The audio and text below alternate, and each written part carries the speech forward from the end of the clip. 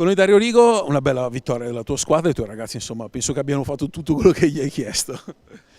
Sì, per noi è una bella partita, non ha fatto proprio tutto quello che gli ho chiesto, no, perché noi allenatori siamo così, però no, sono stati bravi anche perché il turno infrasettimana non era facile, alcuni hanno giocato anche con l'Under 19 lunedì, quindi diciamo sono sempre molto impegnati, però ripeto stanno facendo bene.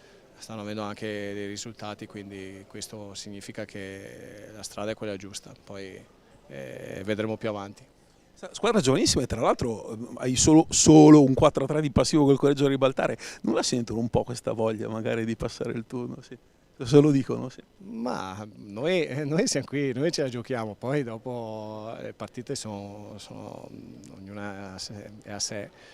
Però diciamo che adesso ci siamo fatti la bocca buona, quindi vediamo se riusciamo a fare qualcosina in più, magari riusciamo ad andare avanti e sarebbe, per i ragazzi meriterebbero, perché effettivamente come dicevi te sono ragazzi giovani, sono ragazzi praticamente tutti del vivaio tranne qualcuno e quindi cerchiamo di valorizzare quello che è il settore giovanile Valdagno. Questo ci fa onore, penso, e a me fa molto piacere. E se devono cercare della mentalità vincente la tua...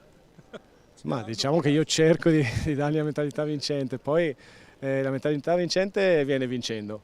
Loro stanno vincendo e quindi io mi auguro che la mentalità vincente arrivi. E Dario sa bene come si fa. Grazie Dario. Grazie a te.